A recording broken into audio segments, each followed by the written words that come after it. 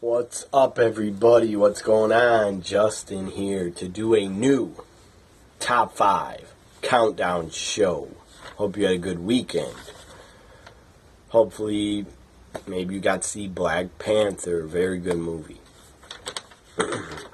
I did see it, and it's very awesome. So here's a new countdown top 5. It is the top 5 homegrown WWE talents. I could have called it top 5 talents WWE has created. That's basically what it is. But I named it top 5 homegrown WWE talents. Here we go.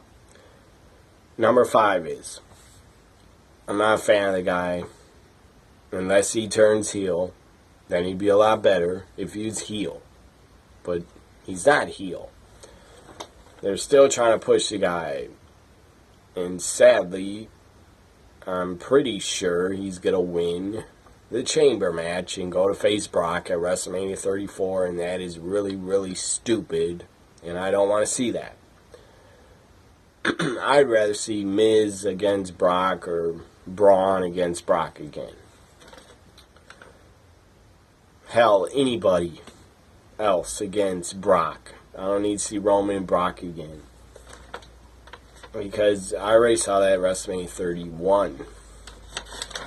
So number 5 is, now everybody on this top 5, everybody on it, I don't believe any of them worked much indies before WWE, before they got to the Performance Center, or before they were signed. They didn't have big careers at all. They were not big stars on the indies. None of these people were. None of these in the top 5 were big stars before they came to WWE and before they debuted. Number 5 is Roman Reigns. He is a homegrown WWE talent. And I'm going to just say right now, right here, a lot of fans that try to say on social media, a lot of fans try to say WWE doesn't create stars, doesn't create new stars, they don't know how to do it anymore, or they just stopped doing it. That's total bullshit. Because this top 5 is proof. This top 5 is proof that they do create their own stars. They train them at the Performance Center, they put them in NXT, and then they come to the main roster. But number 5 is Roman Reigns. He started in FCW before NXT. There was FCW. That was a developmental company under WWE's umbrella. So I remember Roman in FCW. I saw a few of his matches. He had a pretty good triple threat with Rollins and Ambrose, but Ambrose and Rollins were always, in my opinion, the bigger stars and the better workers, and they could actually cut a promo. Roman, he came in after FCW. In FCW, to me, the guy wasn't a star. Just looked like every other wrestler. But he came in as part of the Shield. Roman debuted as part of the Shield. He got the biggest push. He was looked at in the Shield. He was looked at by the WWE and Vince and Triple H. He was looked at as the guy. The next guy. I guess they think he's the next John Cena. I don't. But anyways, Roman could have a good career and could have a very good run if they would just let him be a heel. That'd be way better. But, in my opinion, Roman was not the star of the Shield. Yes, he was looked at as the company's guy. But to me, Rollins, Ambrose were always better and always will be better. But still, Roman Reigns is a homegrown WWE talent. I believe he's trained in FCW, probably trained also by his father and his family, because his father is one of the Wild Samoans. Roman has the business in his blood. So he's, of course, I mean, Roman being in that family, you gotta definitely think that you gotta have some skills getting in the ring, and he does. He's not that bad of a worker. I just don't like him that he's a babyface, because he's really boring and lame as a babyface.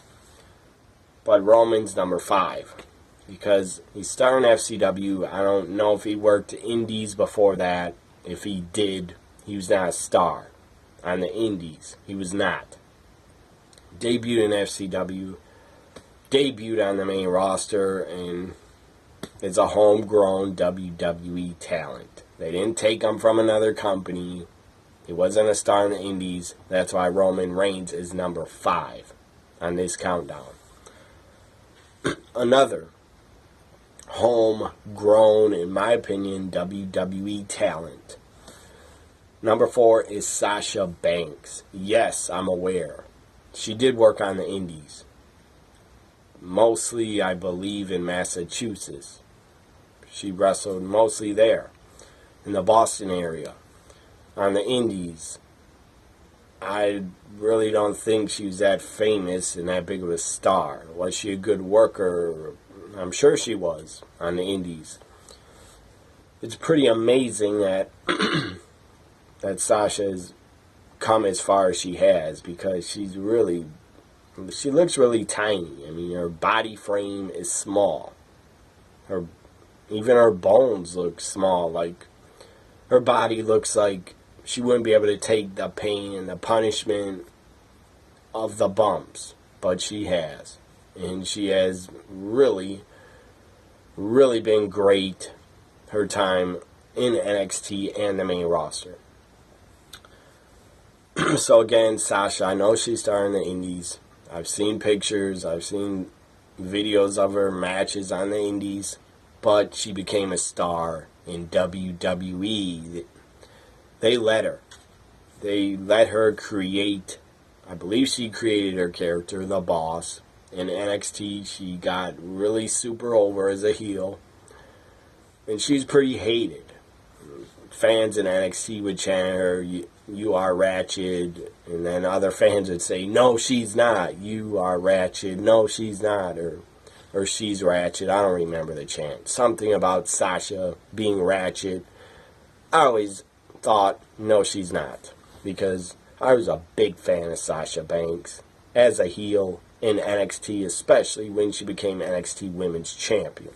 I was very happy for her, and I'm still a big fan of Sasha. So number 4, Sasha Banks. She became a huge star in NXT and then on the main roster. Number 3, I don't know if she worked indies before WWE signed her, but Alexa Bliss is number 3. Homegrown talent. I don't think they created her character that she has. I think Alexa created that character. It's just herself. Basically, it's herself. Just acting like a heel. And of course, when she came on the main roster, got drafted to SmackDown, Alexa had the, what do they call those? Pigtails. She had her hair like, basically, her look was Harley Quinn. Harley Quinn ripoff from Suicide Squad. Harley Quinn. By the way, what's her name? Margaret Robbie, that played Harley Quinn. She did great. Such a great job at that. The movie sucked. Suicide Squad sucked, but Harley Quinn, she was great in it. Anyways, number 3, Alexa Bliss.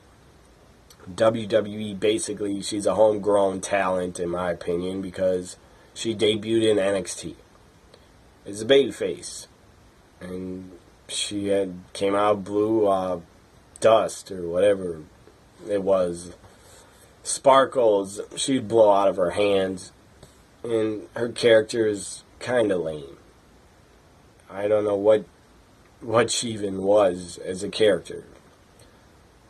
I don't know. She reminded me of a fairy or like a cheerleader, but she was a good worker. And then when Alexa turned heel and started managing Blake and Murphy, then she really started to get good and really started to just make her character really good. She perfected her gimmick and her character as a heel. And she was good in NXT, but she was never a women's champion. Also, Alexa Bliss has never been on a takeover. That's hard to believe, but she's never had a match at a takeover. Came to the main roster. Got pushed pretty much right away. Got pushed. Became SmackDown Women's Champion, I believe, twice. Went to Raw, dominated. And now is Raw Women's Champion still. And she's had a very long reign as a Raw Women's Champion. By the way, just a prediction. I believe Alexa will take on Nia Jax for the Raw Women's title at WrestleMania. And I think I think Asuka will go to SmackDown to challenge Charlotte. Anyways, number 3, homegrown WWE talent, Alexa Bliss. Because she wasn't a star before WWE. I don't think she's even known. She trained at Performance Center. She was a former fitness model and a former cheerleader, I believe, in high school. So she did have a pretty damn good athletic background. Number 2, I don't believe she's ever had a match on the indies. I believe she's trained at the Performance Center and had her first match ever in NXT.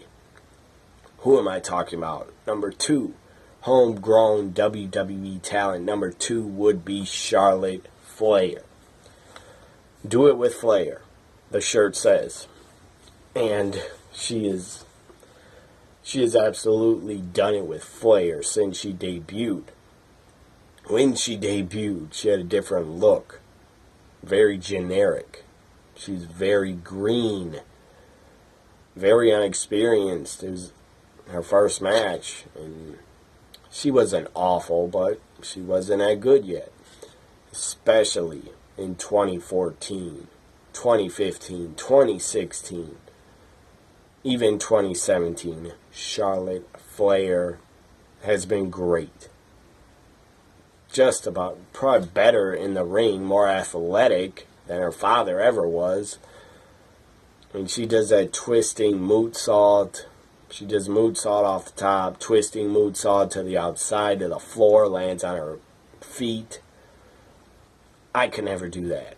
I'm not as athletic as Charlotte. I am not. Could I wrestle? Yes. Could I pick it up? I think so, but I don't want to take the bumps and be in pain and be traveling. I don't want to do that. At one point, as a kid, as a teenager, I did want to be a wrestler very badly, but that dream's over. I'd rather come up with storylines and be on the creative team and create stars and write storylines for them. That's what I'd rather do than be a wrestler. So number 2, Charlotte Flair. She dominated NXT as women's champion. She didn't have that. She had a good reign, but it could have been longer. Went to Raw, or went to main roster as dominated. I believe she's a 4 or 5 time women's champion. I believe she won the title 4 times on Raw. And on SmackDown, she's won it once, and she still has it right now. So number 2, homegrown talent, Charlotte Flair. Believe got trained at Performance Center. Debuted in NXT. I believe never had an indie match. And then went to the main roster. Number 1. Number 1 of this top 5 homegrown WWE talents. Number 1 is Braun Strowman. Great character. The guy, what he's doing right now, what he did last year, and especially in 2017, 2016, but mostly 2017, what they did with Braun was great. His character is great. He's an unstoppable monster among men. I mean, he flipped the ambulance over. Obviously, nobody could do that, but who cares? It looked awesome, like he really did it. And it just helped his character. Flipped over a semi-truck. Had a great feud with Roman Reigns in 2017. Number 1 is Braun Strowman. Now, I will admit, I don't know if he worked on the indies before WWE. I don't know where he was. Or if he went to a performance center tryout. I don't know. The guy's so damn big. I'm sure when WWE or whoever saw him, the guy's so damn huge and looks like a monster, they thought, this guy's money. If we could keep training him, and if he could wrestle. He never debuted in NXT. He's probably trained at a performance center, but he made his main roster debut part of the Wyatt family. Now that is a good idea, but he wasn't used that good. He wasn't used that well at all. He wasn't allowed to shine. He wasn't allowed to make himself his own character. Basically, what Braun Strowman is as a character is basically a monster. Unstoppable. Reminds me of the Incredible Hulk. You don't want to make him mad. Or you don't want to make him angry, because when you make him angry, he's not done with you yet, and he'll destroy you. So number 1, Braun Strowman. Of course, Braun and what they've done, whoever's decided creatively what they've done with him, flipping an ambulance, flipping a semi-truck, being a monster, being an absolute beast, monster among men. Who's ever came up with all those storylines for him to make him look strong, like a monster, that was awesome stuff. Whoever came up with all that in the Roman Reigns feud and just all the crazy stuff him and Roman did to each other. Whoever came up with that, I don't know who it was, but they deserve a lot of credit for Braun Strowman. But Braun Strowman deserves the most credit for how he plays his character. It's awesome. The guy's very good at his job. And it's really, really awesome. It looks like he's getting a push. Maybe he'll go to WrestleMania to face Brock, or who knows. Maybe he'll face The Miz and win the Intercontinental title. I don't know. But it seems like they've been pushing Braun for the past 6 months. Really hard. Like, really hard. He main evented No Mercy. Should have won the title. Braun Strowman should have became Universal Champion at No Mercy. Very stupid he didn't. Because you could have Brock win it back at Royal Rumble. Or win it back a month later at Survivor Series. Anyways, Braun Strowman, the guy is awesome. And in my opinion, he is number 1. For the talent that WWE deserves, but Braun deserves the most credit because he's the guy playing it. He's doing all the work. But still, the company is behind him, and they have helped create the monster Braun Strowman. The monster among men. I remember when he went to Raw. They had him facing job guys. And it was awesome. He was just destroying them. They kept building him up. Then he beat up Ellsworth. That was damn funny. And then Ellsworth got a contract. Basically, because how funny he looks. Anyways, this ends my top 5 countdown of homegrown WWE talents. Again, here's the countdown. Number 5, Roman Reigns. Number 4, Sasha Banks. Number 3, Alexa Bliss. Number 2, Charlotte Flair. Number 1, Braun Strowman. Hope you enjoyed this countdown. Who are your top 5 homegrown WWE talents? They could be from 10, 15 years ago. Tell me who are your top 5 homegrown talents in the comments, or tweet me them on Twitter at WWE NXT Guy. I mean, you could say I could have put John Cena on this list, but he debuted a long time ago, 2002, but WWE did make him a big star. But Cena also made himself a star because they didn't give him a gimmick when he came in. He was just generic, boring as hell with matching tights, matching knee pads, matching boots. It was lame. It was really lame. I mean, Cena was being himself, basically. He still was rapping backstage to entertain the boys, and creative team saw that and said, could you do that on TV? Rap, battle your opponent, rip them to shreds, rap battle the state or city, rip them apart. So anyways, they did create John Cena, made him a star. So Cena is a homegrown talent. Also, Randy Orton is, in my opinion, because Randy Orton barely had any matches before he was in Ohio Valley Wrestling and debuted. And another homegrown talent is Batista, in my opinion. So I hope you enjoyed this countdown. Have a great week. Bye for now.